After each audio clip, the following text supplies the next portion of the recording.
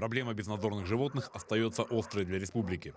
Несмотря на предупреждения и принимаемые меры, владельцы собак по-прежнему отпускают своих питомцев на самовыгул.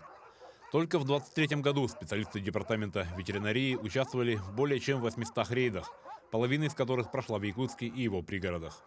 Выявлено 656 нарушений, в связи с чем 634 владельца привлечены к административной ответственности в виде штрафа на общую сумму 564 100 рублей. Также 196 владельцев получили предупреждение. По правилам содержания животных владельцы должны выгуливать собак на поводке и в наморднике.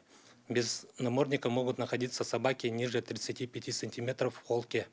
Выгул домашних животных запрещен на территориях больниц, школ, детских садов, детских площадок. В ходе рейдов безнадзорных собак отлавливают и доставляют в пункт передержки. Сейчас пункт переполнен, в нем находится более 1300 собак. И эта цифра ежедневно меняется. Какие-то владельцы приезжают за своими питомцами, а кто-то забывает о своем четвероногом друге.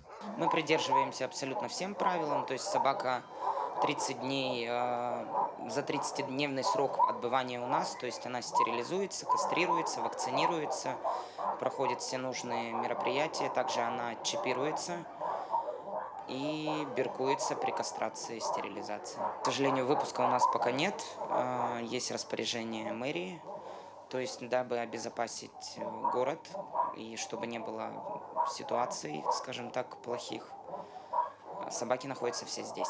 Сейчас в пункте передержки идет активная подготовка к зиме. Достраиваются и утепляются будки и вольеры. Но места катастрофически не хватает, так как практически ежедневно сюда доставляются отловленные на улицах города собаки, хозяева которых проявляют беспечность по отношению к своим животным. Александр Хавренко, Семен Семенов, Якутск.